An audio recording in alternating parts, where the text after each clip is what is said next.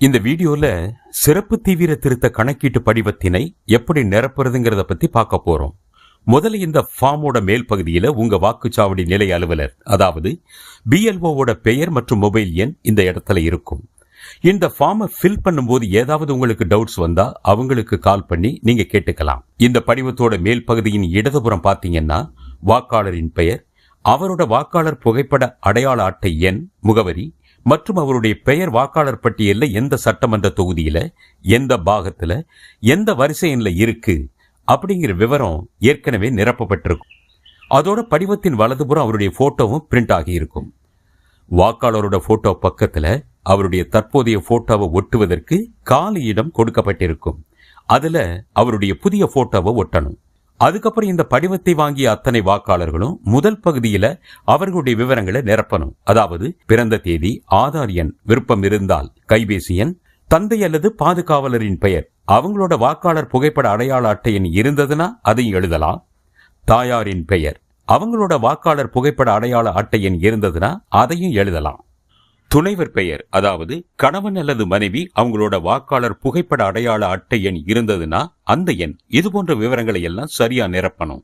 அடுத்ததா கீழே இடதுபுறம் உள்ள இரண்டாவது பகுதி, அதாவது முந்தைய சிறப்பு தீவிர திருத்தத்தில் வாக்காளர் பட்டியலில் உள்ள வாக்காளரின் விவரங்கள் அப்படின்னு இருக்கிற பகுதியில அந்த வாக்காளர் அவருடைய பெயர் 2002 அல்லது 2005 வருட சிறப்பு தீவிர திருத்தத்தில் தயார் செஞ்ச வாக்காளர் பட்டியல்ல இருந்தா அந்த பகுதியில கேட்கப்பட்ட விவரங்களை நிரப்பணும்.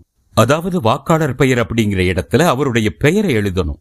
2002ல அவருக்கு வாக்காளர் புகைப்பட அடையாள அட்டை எண் இருந்துச்சுன்னா அதோட நம்பர், அப்புறம் உறவினரின் பெயர் என்ற இடத்துல அவருடைய அப்பா, கணவர், பாதுகாவலர், இப்படி அவருக்கு பொருத்தமான உறவினரோட பெயரை எழுதி கீழே உள்ள உறவு முறையையும் எழுதணும். அடுத்து 2002 அல்லது 2005 சிறப்பு தீவிர திருத்தத்தின் போது அவர் எந்த சட்டமன்ற தொகுதியில இருந்தாரோ அந்த தொகுதியுடைய பெயர், எண் மற்றும் அந்த வாக்காளரோட பாகம் எண், அதாவது பூத் நம்பர், வாக்காளர் பட்டியல் அவரோட வரிசை எண் ஆகியவற்றை எழுதணும். ஒருவேளை அந்த வாக்காளரோட பெயர் 2002 2005 வாக்காளர் பட்டியல்ல இல்ல, அப்ப என்ன செய்யறதுன்னு அடுத்து பார்ப்போம். 2002 2005 வாக்காளர் பட்டியல் அவர் பெயர் இல்லைன்னா அவரால் இரண்டாவது பகுதியை நிரப்ப முடியாது.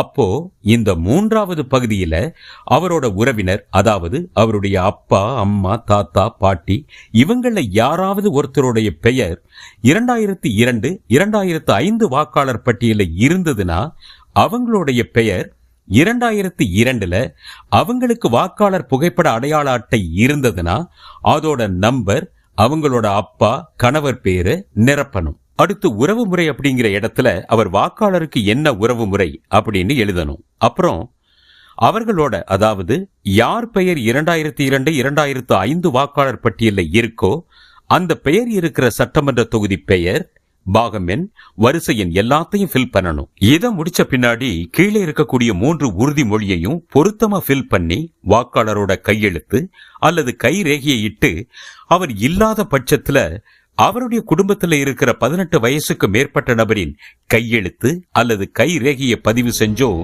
வாக்குச்சாவடி நிலை அலுவலர்கிட்ட கொடுத்துடணும்.